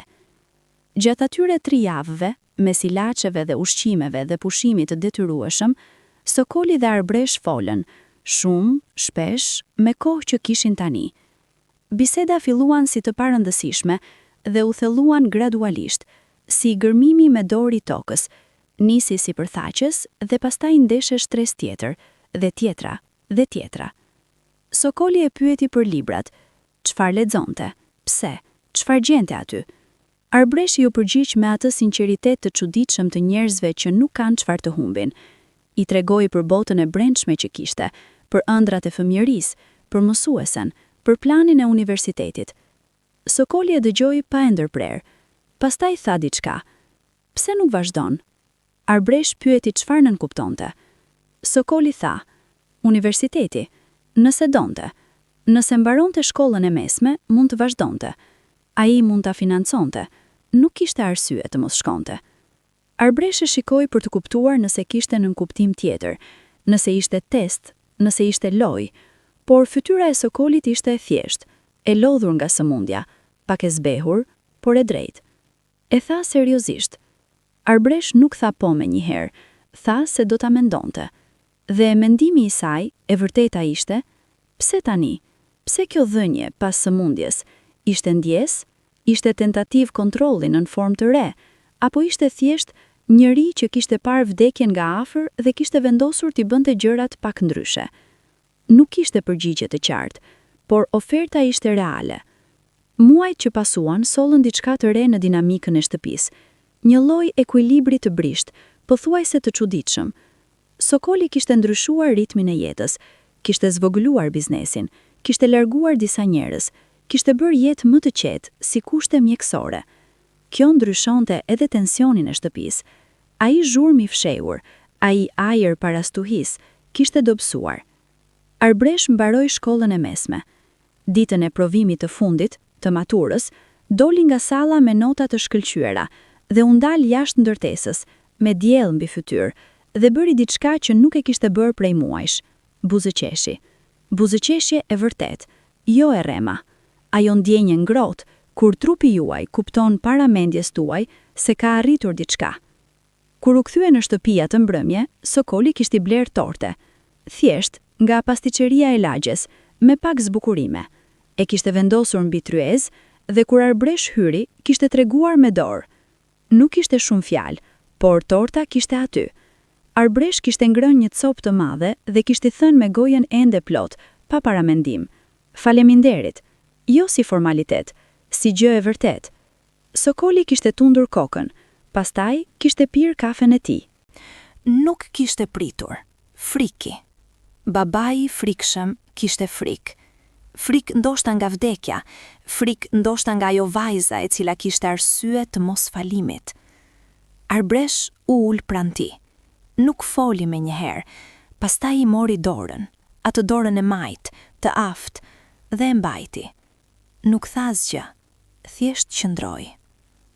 Sokoli kishte hyrë pas disa minutash, i kishte bërë përshëndetje të respektueshme mrikës dhe kishte qëndruar jashtë, i ditur se ky ishte moment familjar, i ditur se disa hapësira nuk duhej të plotësoheshin nga të huajt. Arbresh qëndroi atë natë, dhe të nesërmen, dhe të pasnesërmen. Gjatë atyre ditëve, mori vendim i qetë, pa shumë dramatizim, të bën kur ke kaluar shumë, besuar se zgjedhjet e tua janë të tuat, edhe kur botat ka treguar të kundërtën. Vendosi që familja e saj nuk mund të mbetej kështu, nëna e vetme, babai i palëvizshëm, drina duke u rritur pa mbështetje. Duhej bërë diçka, dhe ajo ishte e vetmja që mund ta bënte. Foli me Sokolin atë mbrëmje, ulur në oborrin e shtëpisë, me erë të lehtë malore. I tregoi situatën, pa zbukurime, pa lypje. I tha se familja kishte nevojë për ndihmë. Sokoli dëgjoi. Pastaj pyeti, çfarë lloj ndihme? Arbresh kishte menduar para se të vinte. I propozoi diçka konkrete, jo lëmosh, jo dhënje pa kthim. Propozoi që Sokoli të financonte trajtimin e Rusteminit, mjekët, rehabilitimin dhe që Arbresh, nga ana e saj, do ta kthente atë investim nëpërmjet punës. Kishte filluar të mendonte për mënyra, kishte mësuar gjatë kohës në qytet, kishte parë si funksiononte biznesi, kishte aftësi, mund të punonte, mund të kontribuonte, mund të kthente. Sokoli e kishte shikuar, atë shikim që i bënte shpesh kur nuk dinte saktësisht çfarë të thoshte. Pastaj kishte thënë, nuk është çështje kthimi, do ta bëj, jo si kredi, si njerëzi. Arbresh kishte heshtur, pastaj kishte thënë, ngadalë, nuk e di nëse e meriton. Sokoli kishte thënë, ndoshta jo, por ti po kujdesesh për të. Kjo tregon diçka për ty, jo për të. Kjo ishte fjalia më e thellë që Sokoli kishte thënë ndonjëherë, dhe Arbresh e kishte mbajtur mend gjatë. U kthye në qytet pas një jave. Rustemin filloi trajtimin, mjek të mirë, terapi, kujdes. Mrika kishte marrë frym, jo nga borxhi i paguar apo nga shëndeti i kthyer i burrit, por nga ajo ndjenja e panjohur se dikush po kujdesej, dikush tjetër, përveç saj vetëm. Arbresh u regjistrua në universitet, gjuha shqipe dhe letërsia, sepse ky kishte qenë ëndra, dhe ëndrat, kuptoi, nuk vjetroheshin. Ndoshta vonoheshin, ndoshta bëheshin me plag në përudh, por nëse ishin të vërteta, qëndronin. Universiteti ishte tjetër botë, e madhe, e zhurmshme, e mbushur me njerëz të ri me plot energji dhe pak përvojë. Arbresh ishte pak e ndryshme nga shumica, kishte moshën e ngjashme me ata, por sytë e njerëzve që kanë jetuar shumë brenda pak kohe. Kishte kësaj diçka si rëndësi të brendshme, jo arrogance, por thelsi që e bënte të veçantë mes shoqeve. Zana, shoqja nga shkolla e mesme, studionte edhe ajo në të njëjtin universitet, deg tjetër. U gjetën rastësisht në korridorin e gjerë dhe gëzimi i takimit kishte qenë i sinqert, si gjërat e ralla që janë të sinqerta. Studiot ishin të vështira, jo sepse Arbresh nuk kishte aftësi, por sepse koha ishte e kufizuar. Kishte shtëpinë, kishte sokolin, kishte telefonatat e hershme me nënën, kishte librat e shumë të universitetit. Organizoi gjithçka me atë precistet e saj, orari në mur, detyrat e para, gjumi i reduktuar. Por funksionoi. Viti i parë i universitetit, notat ishin të shkëlqyera. Profesorët e vunë re, njëri prej tyre, profesori letërsisë, plak me sy të mpreft dhe me humor të thatë, i kishte thënë ndonjëherë: "Ke mënyrën e leximit të dikujt që ka lexuar me nevojë, jo me argëtim." Arbresh kishte buzëqeshur, e kishte marrë si komplimentin më të vërtetë. Sokoli kishte ndryshuar gradualisht, ndryshimi ngadalt, pothuajse imperceptibël, si ndryshimi i stinëve. Kishte filluar të interesohej për studimet e saj, jo me pyetje tepër të ngarkuara, por me ato pyetje të vogla: si shkoi sot, çfarë mësove, çfarë thot profesori? Arbresh i përgjigjej. Biseda zgjaste pak, pastaj pak më shumë. Njëherë, ishte vonë dhe Arbresh ishte ulur në tavolinën e kuzhinës, duke përgatitur punimin e saj, fletë të shumta, libra të hupur, shënimet e saj kudo. Dhe Sokoli kishte ardhur të merrte ujë dhe kishte qëndruar një moment duke parë gjithë atë kaos produktiv. Pastaj kishte marrë karrigen e kundërt dhe kishte ulur. Arbresh e kishte parë pyetse. Sokoli kishte thënë: "Vazhdo, nuk të prish." Dhe kishte qëndruar aty, duke lexuar gazetën e tij, ndërkohë ajo punonte. Kishte qenë momenti i parë kur kishin qenë bashk, vërtet bashk, jo vetëm në të njëjtën hapësirë, por bashk, vetëm si dy njerëz ulur në të njëjtën tryezë. Arbresh kishte shkruar në fletoren blu atë natë: "Sot ndjej diçka që për të cilën nuk kam emër, nuk është dashuri, nuk është urrejtje, ndoshta është njohja e njeriut tjetër si njeri." Viti i dytë i universitetit solli surprizën që Arbresh nuk e kishte pritur.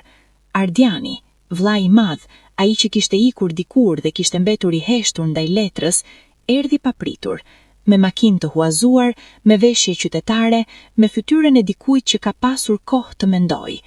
Erdhi te shtëpia e Rusteminit, ku Mrika dhe Drina jetonin ende, dhe u takua me familjen. Pastaj erdhi te Arbresh.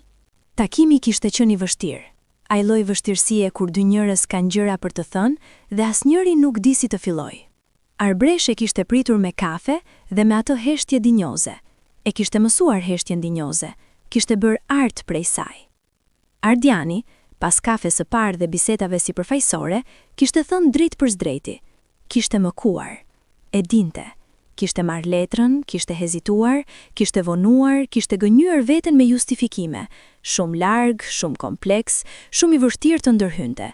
E vërteta kishte qenë se kishte frikë nga babai dhe kishte zgjedhur komoditetin e vet mbi nevojën e motrës. Arbresh e kishte dëgjuar pa e ndërprer. Kur mbaroi, kishte pirë kafen e saj ngadalë. Pastaj kishte thënë: "E di, dhe e kam pranuar, por të duhet ta dish se ai moment nuk harrohet." Ardiani kishte ulur kokën. Arbresh kishte vazhduar: "Por jam këtu. Jam mirë, ndryshe nga mirë, jo si e kisha imagjinuar, por mirë.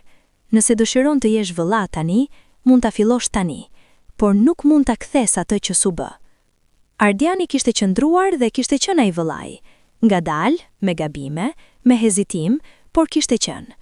Kishte filluar të shihte Drinën rregullisht, kishte ndihmuar me rehabilitimin e Rusteminit, kishte sjell praninë e tij, dhe ky, edhe pse vonë, kishte vlerë.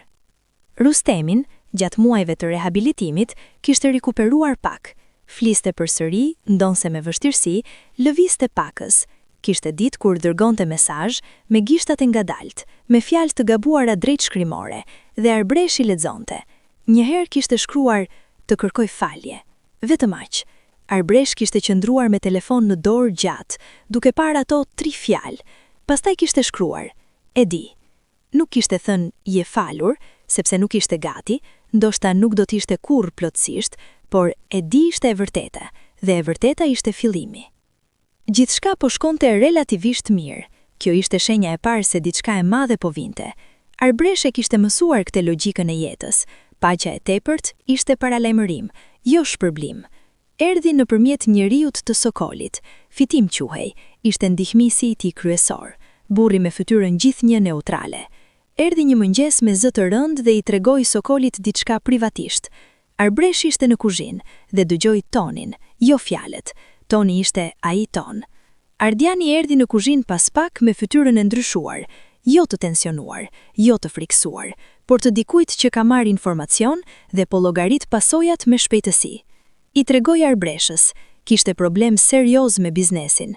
Kishte një partner, dikush me të cilin kishte punuar shumë vite, i cili kishte marrë para të mëdha dhe kishte zhdukur. Jo vetëm zhdukur, kishte çuar edhe informacione te njerëz të tjerë, njerëz me të cilët Sokoli kishte lidhje të komplikuara. Tani ata njerëz kërkonin llogarin nga Sokoli, edhe pse faji nuk ishte i tij. Shuma ishte e madhe, shumë e madhe. Ishte ai lloj shume që shemb jo vetëm bankallogjen, por edhe shtëpinë, makinën, jetën e ndërtuar me vite. Arbresh e dëgjoi dhe ndjeu ironi të dhimbshme. Historia po përsëritej. Borxhi i madh, njëri në presion, familje në rrezik. Por tani ishte ana tjetër e historisë. Ishte gruaja e njeriut me borxhin. Dhe befasisht, me atë mprehtësi të mendjes që kishte sharpuar vite me libra dhe me jetë, kuptoi se kishte rol, kishte aftësi.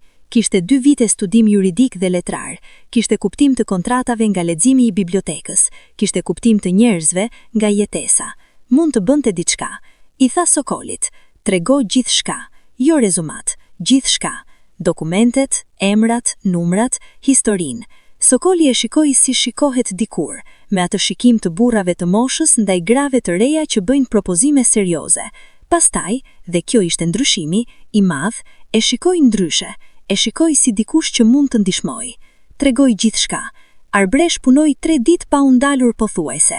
Lexoi dokumentet, mori shënime, gjeti kontradiktat, gjeti pikat ku partneri kishte vepruar në kundërshtim me marrëveshjet, gjeti mbrojtje ligjore, jo të plot, por të mjaftueshme.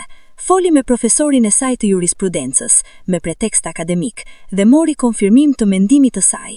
Pastaj u ol me Sokolin dhe i prezantoi argumentin, hap pas hapi, dokument pas dokumenti. Sokoli dëgjoi me kujdes të plot, me atë vëmendje të dikujt që ka kuptuar se personi përballë tij është shumë më shumë se çfarë kishte menduar.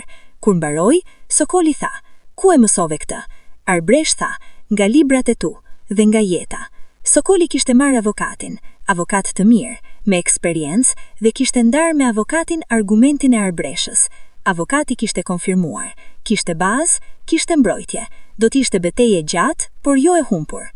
Beteja ligjore zgjati, muaj, letra, dëgjesa, por u vitua, jo plotësisht, asnjë gjë nuk vitohet plotësisht, por mjaftueshme. Shtëpia mbeti, biznesi i zvogluar por funksional, reputacioni i dëmtuar, por jo i shkateruar. Ditën kur mori lajmin e fundit të mirë nga avokati, Sokoli erdhi në shtëpi dhe bëri diçka të papritur. Bleu lule, trëndafila, jo shumë, 5, të kuq. I lambi tragulin pa shpjegim. Arbreshi gjeti kur erdhi nga universiteti, qëndroi për atyre dhe ndjeu diçka, i pa emërtueshëm, kompleks, i shumë shtresuar. Mori njërin lule dhe e mbajti. Mendoi, ky njeri dhe unë kemi histori të padrejtë, të vështirë, të vrarë, dhe gjithsesi jemi ende këtu, ende duke u munduar të kuptojmë njëri tjetrin. Nuk ishte a dëshira romantike e librave, por ishte diçka tjetër, diçka më komplekse, ndoshta edhe më e vërteta. Miqësia me Zanon u thellua gjatë vitit të tretë të universitetit, derisa u bë ajo lloj miqësie e rrallë ku mund të thuash gjithçka pa frikë nga gjykimi. Zana ishte grua e guximshme, kishte kaluar edhe ajo rrugë të vështira, por me guxim të zhurmshëm, ndryshe nga Arbreshja me qetësinë e saj të brendshme. Ishin si 2 instrumente të ndryshëm që luanin të njëjtën melodi, njëri me zë të lartë, tjetri me zë të ulët, por muzika ishte e njëjta. Njëherë, duke pirë kafe pas orëve, Zana e pyeti drejt për së brejti, e donte Sokolin? Arbresh kishte heshtur, heshtja e saj kishte qenë e gjatë, jo nga mosdituri, por nga kompleksiteti i çështjes. Dashuria, e dinte nga librat, ishte shumë llojesh. Kishte dashurinë romantike, të stuhishme, të djegshme. Kishte dashurinë e qetë, të ndërtuar, të zgjedhur çdo ditë. Kishte dashurinë si vendim, jo si ndjenjë. Pastaj kishte thënë, nuk e di nëse është dashuri, po në respektoj, dhe ka momente kur e shoh si njeri, dhe ndihem mirë që jam aty. A mjafton kjo? Zana kishte menduar dhe kishte thënë, Për shumë njerëz, kjo është më shumë se çfarë kanë. Ishte e vërteta. Por Zana kishte pyetur edhe diçka tjetër, pyetja e vështirë, ajo që askush tjetër nuk e kishte bërë. Nëse kishe mundësi të kthehesh, nëse mund ta ndryshoje atë ditë, çfarë do të kishit bërë ndryshe? Arbresh kishte ngrirë. Pyetja ishte si heshtja pas rufe, domethënëse, e plot. Pastaj kishte thënë: do të luftoja shumë, shumë më fort, do të bërtisja më shumë, do të ikte, edhe nëse do të kishte koston, sepse kurrë nuk duhet të pranosh të jesh zgjidhje e problemit të dikujt tjetër. Zana kishte mbajtur kafen mes duarve edhe kishte thënë: kjo fjali duhet ta di çdo vajzë. Arbresh kishte shikuar xhamin e kafes dhe kishte parë refleksionin e saj, fytyrën e re, syrin inteligjent, gurin e vogël të unazës argjend. E kishte parë dhe e kishte njohur, jo vajzën e Rusteminit, jo nusën e Sokolit, por Arbreshën, ajo, vetvetja, me historinë e saj dhe me kërpudhat e saj dhe me planin e saj. Ndoshta ishte hera e parë që e kishte parë kaq qartë. Drina erdhi të vizitonte gjatë pushimeve verore, tani ishte adoleshente, me lartësi të re, me flokë të gjata, me atë shprehje të fëmijëve në tranzicion, kur nuk janë as fëmijë as të rritur dhe ndjejnë me të gjithë shpirtin konfuzionin e kësaj mesmesi. Arbresh e mori dhe e mbajti mirë, e çoi nëpër qytet, e tregoi universitetin, e lejoi të qëndronte gjatë, të fliste shumë, të shprehte gjithçka. Drina kishte shumë për të thënë, kishte mbaruar klasën e saj, kishte mikesh të reja, kishte interes për artin. Kishte edhe pyetjet e vështira, ato të vështira. Një herë natën, ndërkohë Arbresh po lexonte dhe Drina rrinte shtrirë mbi divan, motra e vogël kishte pyetur pa e parë: Arbresh, a jeni e lumtur me Sokolin? Arbresh kishte lënë librin poshtë ngadalë. Drina kishte vazhduar: nuk pyes si gjykim, pyes sepse ty të dua dhe dua të di si je. Arbresh kishte shkuar dhe kishte ulur pranë motrës, kishte marrë dorën e saj, ato duar të vogla që tashmë nuk ishin aq të vogla, edhe kishte thënë: nuk jam e lumtur si librat, por nuk jam e pa lumtur si njerëzit që kanë humbur shpresën. Jam diçka mes, jam duke ndërtuar. Drina kishte menduar, pastaj kishte thënë: kjo tingëllon si gjë e vërteta. Arbresh kishte buzëqeshur: është. Pastaj kishte shtuar, dhe kjo kishte qenë e rëndësishme, e menduar, e dhënë me gjithë sinqeritetin e mundshëm. Drina, kur të rritesh dhe njerëzit të thonë se duhet të martohesh, apo kur bëjnë presion, apo kur ndihesh sikur zgjedhja nuk është e jotja, mos lejo, lufto, me gjithë shka ke, sepse jeta jote është e jotja dhe askujt nuk i lejohet ta zotrojë atë. Drina e kishte ndëgjuar me seriozitetin e atij agje kur fjalët e mëdha prinden ende. Kishte thënë: premtoj. Arbresh e kishte besuar. Viti i 4 i universitetit solli zbulimin, ai lloj zbulimi që ndryshon jo vetëm të tashmen, por edhe kuptimin e të kaluarës. Arbresh po punonte punimin e diplomës, kishte zgjedhur temën e letërsisë femërore shqipe me fokus te zërat e shtypura dhe rigjendja e tyre. Ishte temë zgjedhur me vetdije të plot, e dinte se zgjidhte jo vetëm akademikisht, por edhe personalisht. Gjatë kërkimeve, gjeti një dokument nëpërmjet arkivit të bibliotekës universitare. Ishte analizë vjetër juridike e bërë nga dikush dekada më parë mbi rastet e martesave të detyruara dhe drejtat ligjore të grave. Dokumenti kishte referenca, kishte raste konkrete, dhe mes atyre referencave, numër dosje, emër regjoni, Arbresh gjeti diçka që e ngriti nga karrigja. Ishte një rast nga regjoni i saj, nga periudha afërsisht kur ishte bërë martesa e saj. Rasti ishte arkivuar, por nuk ishte ndjekur penalisht, thoshte dokumenti, sepse palët kishin rënë dakord, por ekzistonte. Dikush kishte denoncuar, dikush kishte bërë raport, kishte emra. Një prej emrave ishte Mrika Kolaneci, nëna e saj. Nëna e saj kishte bërë denoncim, kishte shkuar, fshehtazi, pa treguar, me atë guxim të fshehur të grave të heshtura, kishte shkuar dhe kishte denoncuar martesën si të detyruar. Por kishte tërhequr denoncimin pastaj, nën presion familjar, thoshte shënimi i vogël ansor. Arbresh kishte mbajtur dokumentin dhe kishte ndier gjithçka njëkohësisht: zemërim, dhimbje, dashuri, mëshirë, admirim. Nëna e saj kishte tentuar, me frikën e vet, me të gjitha kufizimet e veta, kishte tentuar, kishte dështuar, por kishte tentuar. Kishte telefonuar nënën menjëherë.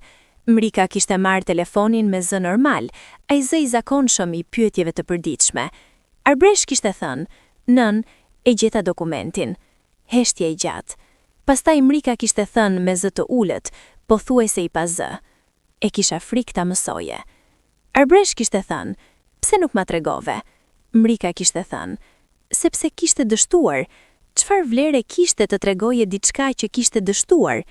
Dhe Arbresh kishte kuptuar, me atë logjik të dhimbshme të gruas që kishte frikë se dështimi e zbriste edhe pak më shumë, nëna kishte mbajtur sekretin si mbrojtje, si mënyrë të mos shtonte turpin mbi turpin. Arbresh kishte thënë, nën, vlente shumë, sepse do të thotë se nuk u ul, do të thotë se luftove, edhe kur lufta nuk u dëgjua. Kjo është gjëja më e rëndësishme. Mrika e kishte qarë, për herë të parë, jo lot heshtjeje, për lot lirimi, atë lot kur dikush she diçka në ty që ti vetë nuk e kishe parë. Diploma erdhi me pranverën e një viti të ri, atë lloj pranie kur e ndjen ndryshimin jo vetëm me sy, por me gjithë shpirtin, kur dija se koha po kthehej si faqet e librit, që njëra mbi tjetrën bëjnë historinë. Arbresh mori diplomën e saj, me laude, me çmim të veçantë të departamentit, me punim të cilin profesori e drejtoi si kontribut të rëndësishëm. Ato fjalë të profesorit do t'i mbante gjithnjë, jo si trofe, por si konfirmim. Ditën e diplomimit, në sallën e madhe të universitetit, Arbresh shikoi njerëzit e saj. Sokoli kishte ardhur, i veshur mirë, pak i tendosur sepse nuk kishte mjedisi i tij, por kishte ardhur. Zana ishte aty, duke bërtitur më shumë se gjithë salla kur thirrej emri Arbreshës. Mrika kishte ardhur, me trena të parë të mëngjesit, me rrobën e saj të mirë, me flokë të krehura me kujdes të madh, me sytë plot lot që nuk linte t'u binin. Ardiani kishte ardhur, ai vllai i vonuar, por i ardhur. Drina kishte ardhur me atë gëzim të shfrënuar të adoleshentëve që nuk i turpëraun ende emocionet. Arbresh kishte marrë diplomën nga duart e dekanit dhe kishte kthyer fytyrën nga familja e saj. Kishte parë gjithçka njëkohësisht, gjithë historinë e bashkëngjeshur në atë sallë. Vajza e 17 vjeçe që kishte qëndruar te dritarja duke parë yjet e ftohtë, gruaja e re që kishte zgjidhur problemet ligjore dhe kishte lexuar bibliotekën e plot. Motor, bi, grua, por para gjithçkaje, Arbresh kishte buzëqeshur, me të gjithë fytyrën, me të gjithë trupin, dhe kishte menduar, shikoni, jam ende këtu. Pas diplomimit, Arbresh filloi punën si mësuese, pikërisht si kishte ëndërruar, jo gjithçka sipas ëndrës, jo me një herë, jo lehtë, por mësuese. Filloi në shkollën e mesme të qytetit, klasa 11, lënda gjuhë dhe letërsi. Hyrja e parë në klas kishte qenë momenti kur e gjitha vlen. Kishte qëndruar para nxënësve, 16, 17, 18 vjeç, dhe I kishte parë sytë e tyre. Disa kurioz, disa të lodhur, disa të fshehur pas indiferentes së adoleshencës. I kishte parë dhe I kishte njohur veten brenda tyre. Atë vajzë dikur me librin dhe me planet dhe me botën e brendshme të pasur dhe me frikën e jashtme shumë herë më të madhe. Kishte filluar mësimin, jo me fjalimin standard, por me pyetje. Çfarë libri keni lexuar që ju ka ndryshuar diçka? Duart kishin ngritur ngadalë, pastaj më shpejt. Biseda kishte filluar. Kishte një nxënëse, Teuta quhej, 16 vjeçe, me sytë të fshehur, që I afroi pasorës një herë dhe kishte thënë me zë të ulët: "Ju mësuese, si e dini kur diçka e lexuar është e vërteta?" Arbresh kishte menduar, pastaj kishte thënë: "Kur ndjen se libri di diçka për ty që ti vetë nuk e kishe parë." Teuta kishte tondur kokën dhe kishte shkuar. Arbresh kishte qëndruar pas saj dhe kishte menduar: "Kjo vajzë ka diçka që duhet kujdesur." Dhe kjo kishte qenë qëllimi, jo nota, jo programi, jo orari, por ajo vajzë dhe ajo bisedë dhe ajo njohje. 2 vite pas diplomimit, Sokoli ra sërish së mur. Kësaj radhe ishte serioze, zemra sërish, por ndryshe, me komplikime shtesë. Mjekët folën me zë serioz dhe me fjalë teknike, por kuptimi ishte I qartë. Koha kishte kufi. Arbresh u ul pranë tij në spital, si herën e parë, por ndryshe. Si herën e parë me ushqimin e gatuar, me librin nën sqetull, Ndryshe, sepse tani kishte histori, kishte njohje, kishte atë shtresë të marrëdhënies që ndërtohej vetëm me kohë dhe me vite të jetuara bashk, edhe kur ato vite kishin qenë të çuditshme dhe të komplikuara dhe të babazuara në zgjedhje të lira. Sokoli fliste më shumë se sa herën e parë. Ishte plakur, jo vetëm fizikisht, por me ato plagësi brendësore kur njerëzit fillojnë të flasin të vërteta, të cilat i kishin mbajtur brenda shumë vite, sepse nuk i kishin pasur as guximin, as urgjencën.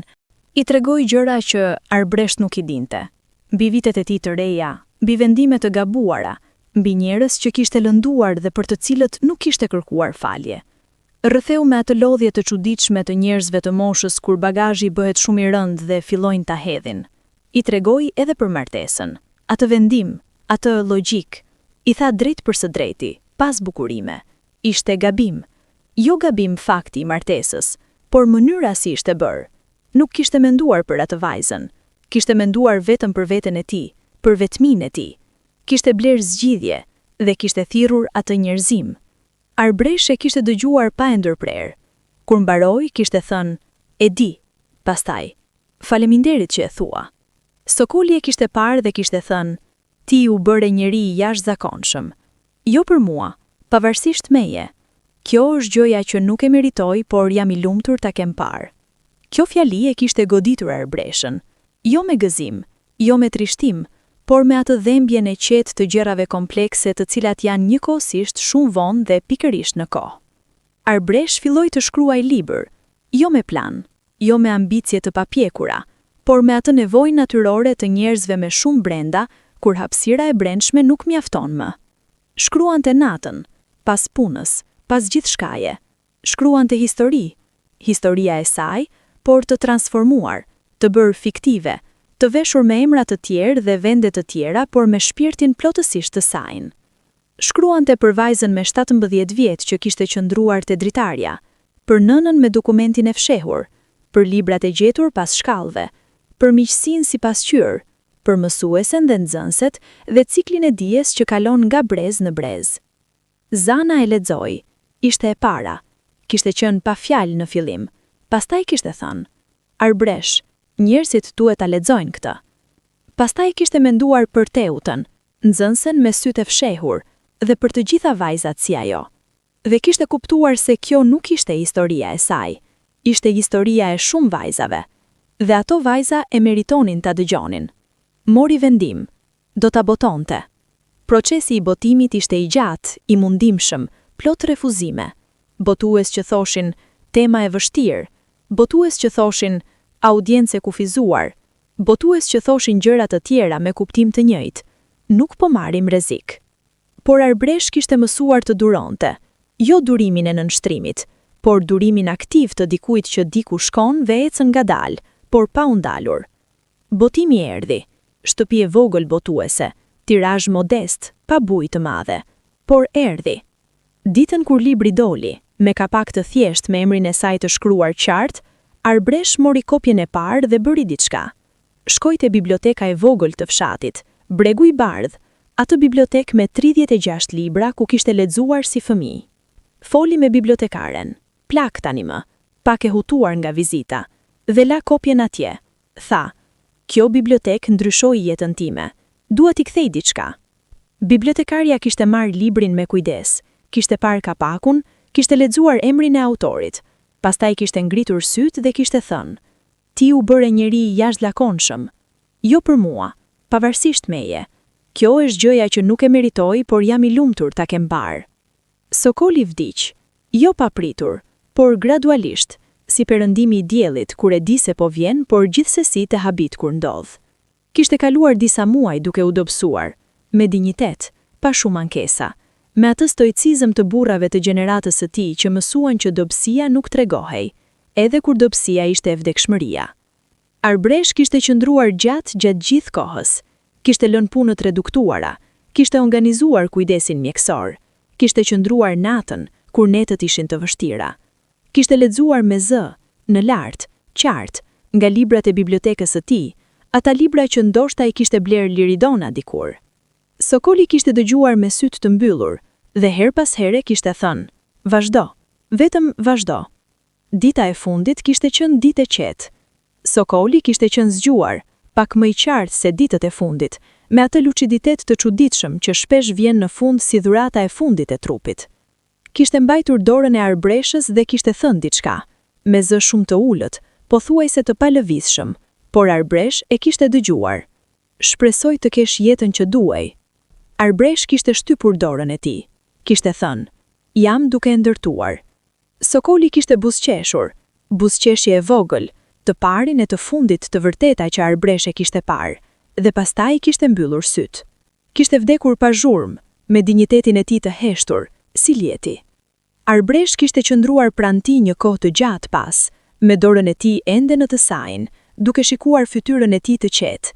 Kishte menduar, ky njeri ishte e padrejtësia e jetës sime, dhe gjithsesi, bashkë me padrejtësinë, kishte sjell bibliotekën, kishte dhënë shkollën, kishte qëndruar kursemur dhe kishte dëgjuar. Njeriu nuk është vetëm një gjë, asnjëherë nuk është vetëm një gjë. Nuk e qante me dënesa, por qau, me lot të qetë, të ngadalt, si riu i lehtë pas tuhis. Testamenti i Sokolit ishte i qartë. Arbresh kishte mbetur trashëgimtare e shtëpisë dhe e pjesës kryesore të pasurisë. Kishte lënë edhe shumën të caktuar për vllain e Arbreshës dhe drinën, diçka që Arbresh nuk e kishte pritur dhe kishte goditur thellë. Kishte qëndruar me dokumentet ligjore para saj dhe kishte menduar. Ky njeri kishte lënë shpirtin e tij të fundit, jo në fjalë, por në veprime. Madje edhe ky veprim i fundit kishte qenë vendim për të korrigjuar diçka, për të dhënë diçka të pasmeje. Shtëpia mbeti e saja, shtëpi me mur të lartë dhe port hekuri dhe bibliotek pas shkallëve. Kishte menduar ta shiste, disa muaj kishte menduar, pastaj kishte vendosur të mbetej. Jo sepse ishte e detyruar, jo sepse nuk kishte ku shkonte, por sepse shtëpia tani ishte e saja dhe largimi do ta bënte thjesht ikje, dhe Arbresh kishte ikur mjaft. Kishte ndryshuar disa gjëra. Rindërtoi dhomën e bibliotekës, shtoi rafte, solli librat e saj, hapi dyert e oborrit, të gjalla, të hapura, jo gjithnjë të mbyllura si dikur. Solli ngjyrë, 2 mure të shtëpisë i lyeu me ngjyrë të kaltër të celur, si fletoria blu. Mrika erdhi të qëndronte disa javë, hera e parë që nëna e saj qëndroi me të në të njëjtën çati pas martesës. Ishin natë të gjata biseda të vërtete, jo ato telefonatat e shkurtra me minimum. Mrika tregoi gjëra të fshehura, gjëra të vjetra, jetën e saj para Rusteminit, ëndrat e veta të dikurshme. Arbresh dëgjonte dhe kuptonte nga çfarë kishte ardhur, jo vetëm si bie nënës, por si grua e gruas, me të njëjtat shtresa dhe të njëjtat zinxhir, dhe po ato kërkesa të brendshme për diçka shumë më tepër. Rustemin kishte rikuperuar mjaftueshëm për të dalë, me shqelm, ngadalë, por dilte. Arbresh e vizitoi një herë në muaj. Nuk kishte marrëdhënie të ngrohtë, nuk kishte pretendim për gjëra që nuk ekzistonin, por kishte prani e kujdesit, e obligimit të gjakut, e vendimit të vetëdijshëm për të mos u bërë e njëjta hidhërim që ai kishte qenë. Viti kur libri i Arbreshës filloi të shpërndahej më gjerë, jo bestseller, por lexuar, biseduar, cituar. Teuta, nxënësja me sy të fshehur, erdhi të fliste me të. Kishte mbaruar shkollën e mesme tani, e rritur, pak, me atë pjekuri të hershme të njerëzve që kanë rritur brenda. Erdhi te zyra e Arbreshës pas orareve dhe qëndroi te dera si dikush që nuk di nëse e meriton të hynte. Arbresh i tha të hynte. Teuta hyri dhe tha drejt për drejti, me guxim të çuditshëm të dikujt që ka menduar shumë para se të flisni. Familja i kishte bërë presion të martohej. Kishte njëri, jo i ri, jo i zgjedhur prej saj, dhe prindrit thonin se ishte mundësi e mirë, dhe ajo nuk dinte çfarë të bënte. Arbresh e kishte dëgjuar me të gjithë vëmendjen. Kishte ndjerë dhembje, jo për veten, por për rikthimin ciklik të historisë, për faktin se historia e saj nuk kishte qenë e fundit. Kishte thënë, Teuta, ulu. Kishte ulur. Arbresh kishte filluar të tregonte. Jo gjithçka, jo me detaje të plota, por kishte treguar. Kishte treguar se edhe ajo kishte qenë aty ku ishte Teuta tani. Kishte treguar çfarë i kishte kushtuar dhe çfarë kishte fituar. Kishte treguar se fitimi dhe humbja nuk ishte thjesht matematik. Pastaj kishte thënë, por ajo që duhet të dëgjosh nuk është historia ime, është kjo. Ti ke të drejtë mbi jetën tënde. Kjo është e drejta jote absolute dhe askush, as prindrit, as tradita, as borxhi i familjes, as asgjë nuk mund të anuloj atë të drejtë. Teuta kishte qarë, ato lot të sipërfaqes të adoleshentëve, kur emocionet janë akoma shumë afër lëkurës. Pastaj kishte pyetur, po nëse luftoj dhe humb. Arbresh kishte thënë, edhe humbja e betejës është ndryshe nga mos luftimi fare, sepse kur lufton, mbetesh ti, kur nuk lufton, humb veten. Teuta kishte marrë vendim të luftonte. Arbresh e mbështetur, jo me fjalë bosh, por konkretisht. Kishte folur me prindrit e Teutës, me ata autoritet të qetë të mësueses dhe të gruas që kishte kaluar rrugë. Kishte prezantuar argumente, kishte qëndruar. Teuta nuk u martua me atë njeri. Teuta shkoi në universitet. Libri i dytë i Arbreshës erdhi pas 3 vitesh, me emrin Zinxhirët e padukshëm. Ishte më i pjekur, më i thellë, me gjuhë që kishte marrë kohën e duhur të formosohej. Botues më i madh kësaj here, kishin ardhur pas librit të parë, tani ishin ata që kërkonin. Libri u lexua gjerësisht, fitoi çmim letrar kombëtar, jo çmimin kryesor, por çmimin e veçantë për kontribut ndaj letërsisë me tematikë sociale. Arbresh shkoi ta merrte me Zanën. Zana bërtiti dhe aplaudonte si gjithnjë, me atë energji të pakufizur të saj. Ceremonia e çmimit kishte qenë e mbushur, njerëz të kulturës, gazetar, lexues. Arbresh kishte folur shkurt, nuk i plaqin fjalët e gjata në publik, preferonte kursimsin. Kishte thënë, ky libër i takon çdo vajze që ka ndjerë se zëri i saj nuk vlente. I takon çdo nane që ka juftuar me frikë. I takon çdo grua që ka ndërtuar veten nga copzat e lëna nga të tjerët. Kishte bërë pauzë, pastaj kishte shtuar. Dhe i takon kujtimi të një njeriu me sy të mbyllur, i cili para se të vdiste sa, shpresoj të kesh jetën që duaje. Kjo falim u desh kohë ta kuptoja, por tani e kuptoj. Nuk ishte lutje, ishte njohje e vonë e faktit se jeta ime ishte gjithmonë e imja, edhe kur nuk dukej e tillë. Salla kishte duar trokitur. Arbresh kishte qëndruar para mikrofonit për një moment të fundit, pa fjalë, thjesht duke parë fytyrët, dhe kishte menduar, kjo është salla ku zërat dëgjohen, kjo është arsyeja pse lufton. Mrika erdhi të qëndronte me Arbreshën, vendimi marrë ngadalë, me hezitim, me atë mënyrën e gruas që ka jetuar shumë vite duke pyetur leje para se të lëviste. Erdhi me pak gjëra, disa rroba, disa fotografi, gjilpërat e saj të thyerit. Hyri në shtëpi dhe pa bibliotekën blu dhe qëndroi aty gjatë duke parë librat. Arbresh e kishte shikuar dhe kishte thënë, mund të lexosh çfarë të duash. Mrika ktheu kokën. Nuk jam lexuese e mirë. Arbresh kishte thënë, unë të mësoj. Dhe kjo kishte qenë fillimi i gjëja më e ëmbël. Nëna dhe bija, mbrëmjeve, me libra të hapur mes tyre. Arbresh lexonte me zë të lartë, ngadalë, me kujdes. Dhe mrika dëgjonte. Her pas here pyeste, çfarë do të thotë kjo fjalë? Arbresh shpjegonte. Her pas here mbrika qeshte, nga diçka e lexuar, nga diçka e befasishme. Dhe Arbresh e dëgjonte atë të qeshurën dhe mendonte. Ky është tingulli i gjërave që po korrigjohen. Drina erdhi shpesh. Ardiani erdhi her pas here. Rustemin erdhi një herë. Vizitë shkurtër, e vështirë, me heshtje shumë dhe pak fjalë. Por erdhi. Edhe kjo kishte vlerë. Jo për të shpëtuar atë që nuk shpëtohej, por për ta lënë historinë të mbyllej me dinjitet, jo me urrejtje të hapur. Arbresh e kishte parë Rustemin duke dalë nga shtëpia, plak tashmë, i dobët, me hapa ngurta, dhe kishte ndjerë diçka finale. Si mbyllja e librit të fundit të ciklit. Viti kur Drina u regjistrua në universitet, me ëndrat e veta, me guximin e vet, me premtimin e mbajtur, Arbresh mori ftesë të flasë në konferencë kombëtare për të drejtat e gruas dhe martesat e hershme. Hezitoi. Konferenca nënkuptonte ekspozim të plot, jo si shkrimtare pas karaktereve fiktive, por si grua me histori reale. Nënkuptonte të thoshte, isha unë ajo vajza, me emrin tim, me historinë time.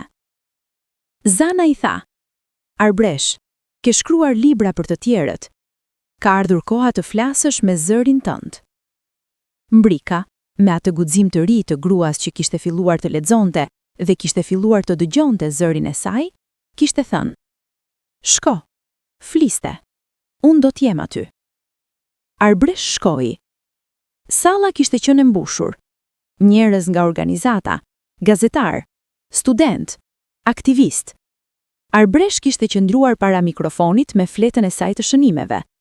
Pastaj I kishte lënë shënimet më njanë dhe kishte folur pa to.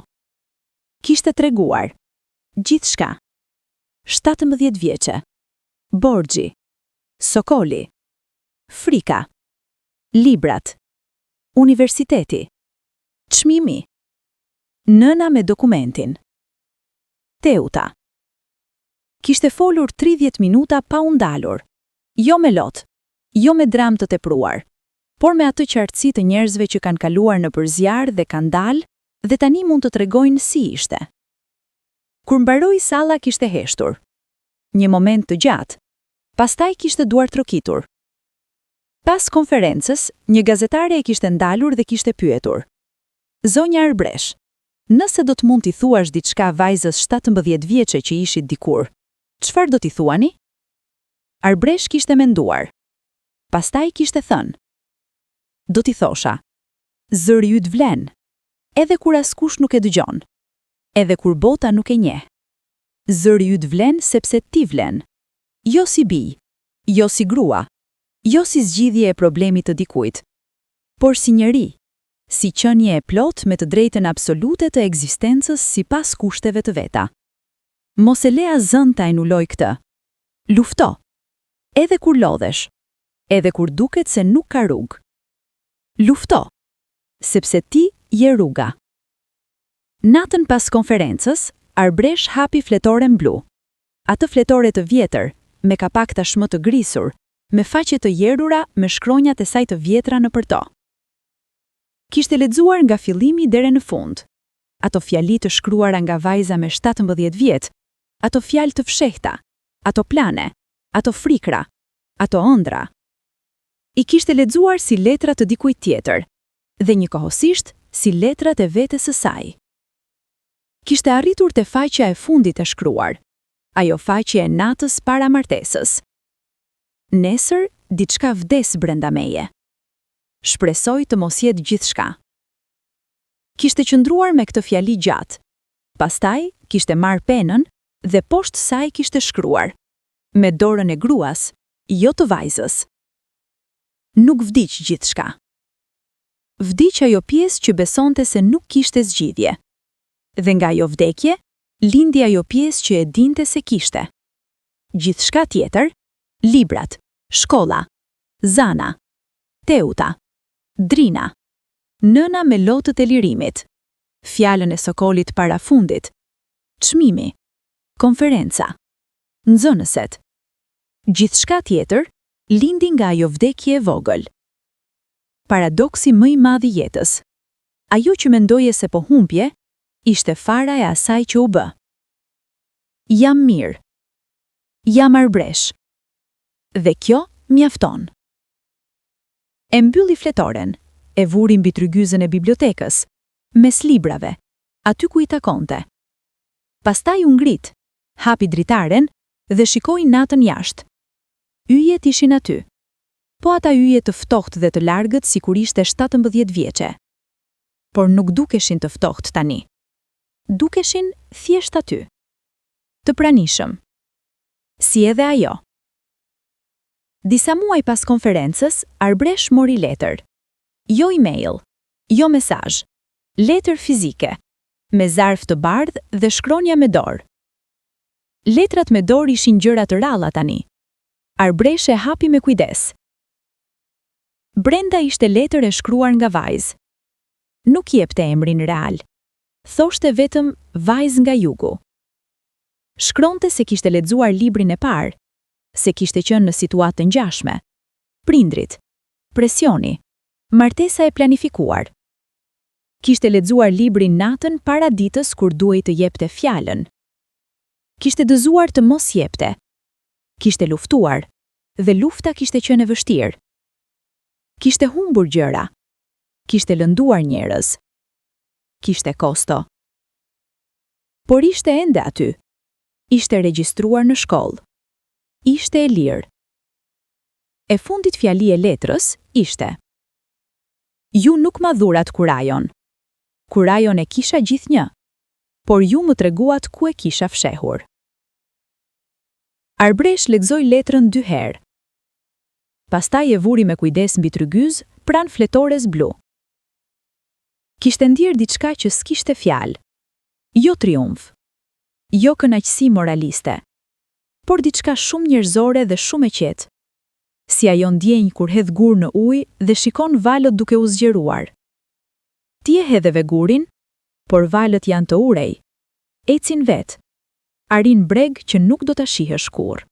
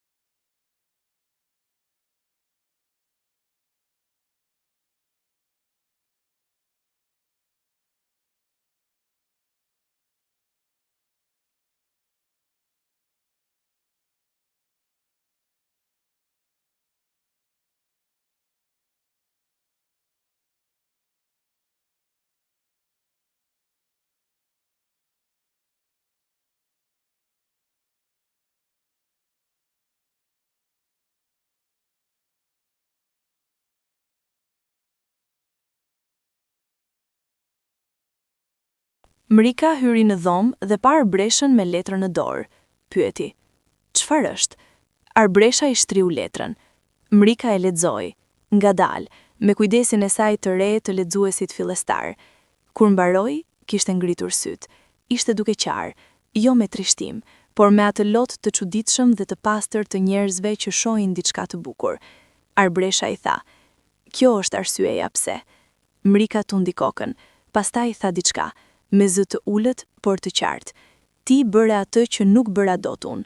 Arbresha shkoi dhe e mori nënën në krah, e mbajti fort, me gjithë fuqinë e gruas 30 vjeçe dhe me gjithë dashurinë e bijes që kishte kuptuar shumë vonë dhe shumë thellë. Mrika qau. Arbresh nuk qau, jo sepse nuk ndjente, por sepse ndjente tepër për t'u shprehur me lot. Qëndruan kështu gjatë, nëna dhe bija, me historinë e gjatë dhe të rëndë mes tyre, por duke e mbajtur bashk, si mbajnë njerëzit barën kur e ndajnë. Jashtë, Drina kishte ardhur, me çantën e universitetit mbi shpatull, me energjinë e gjallë të saj, dhe pa në përdritare 2 figurat e përqafuara dhe ndaloi.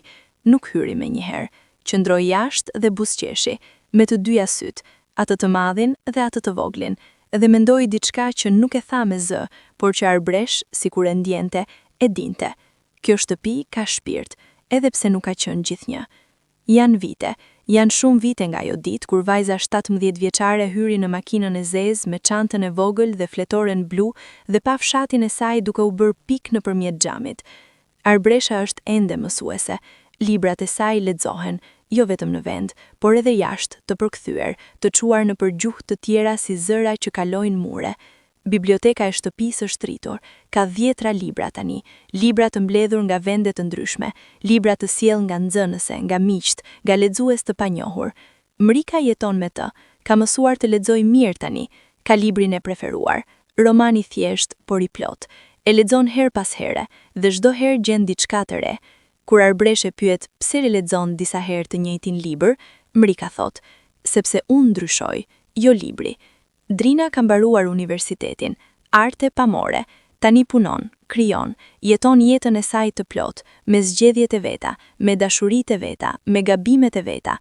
Her pas here vjen te shtëpia e Arbreshës dhe qëndrojnë natën duke folur. Bisedojnë si motra, por edhe si miqt, edhe si dy gra që kanë histori të ndryshme, por rrojnë të njëjta.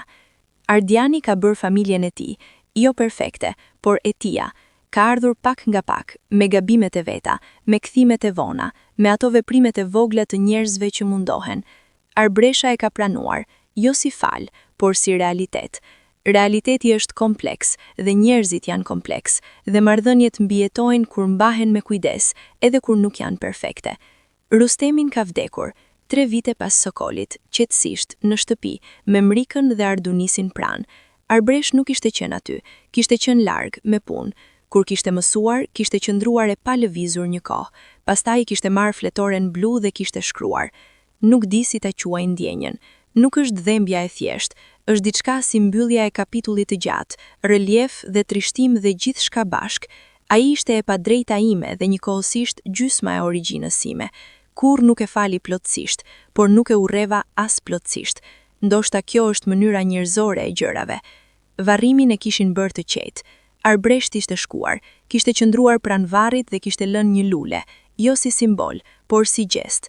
Gjesti i ndalimit dhe i njohjes. Jo fal, jo urrëtie, por pranin e bijës që kishte kaluar mes të gjithë shkaje dhe kishte dalë. Arbresh çdo mëngjes ngrihet, bën kafen, hap dritaren e gjerë të kuzhinës ku dielli hyn herët. Shikon oborin, tani lule tani, shumë, të kujdesura me dorë. Shikon malin e largët, i të njëjti mal si fëmiria, edhe pse ky është mal tjetër, qytet tjetër, jetë tjetër.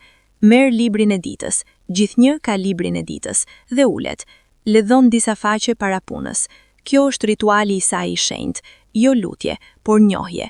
Njohja e faktit se jeta ka kuptim, kur e jeton me vetdije, edhe kur kuptimi nuk është gjithnjë i qartë, edhe kur rruga nuk është gjithnjë e drejtë. Telefonatat vijnë, nxënëse, lexues, gazetar, Zana me historinë e re të ditës, Drina me energjinë e saj. Arbreshe përgjigjet të gjithë, me kujdes, me kohë, me atë vëmendje të vërtet të njerëzve që e din çfarë do të thotë të mos dëgjohesh. Her pas here, gjatë ditës, ndalet dhe mendon për vajzën 17 vjeçare, jo me mëshirë, mëshira është lehtë, por me dashuri. Dashuri për veten e hershme, për atë zonjën e vogël me fletoren blu dhe me librin nën sqetull, dhe me ëndra të mëdha brenda botës shumë të vogël. Ajo vajzë kishte shkruar: nesër diçka vdes brenda meje, shpresoj të mos jetë gjithçka. Kishte vdekur, diçka. Kishte vdekur ajo pjesa që besonte se jeta bëhej vetëm me lejen e të tjerëve. Kishte vdekur ajo heshtja e nënshtrimit, ajo frika e zurmshme, ajo besimi i gabueshëm se fati i saj ishte dikujt tjetër puna. Dhe nga ajo vdekje, si gjithnjë nga gjërat që duken si fund, kishte lindur gjithçka tjetër. Kishte lindur Arbresh, jo si emër, por si person i plot, me historinë e vet, me zërin e vet, me jetën e vet. Dhe kjo, vetëm kjo, nuk mund t'ja merrte kush.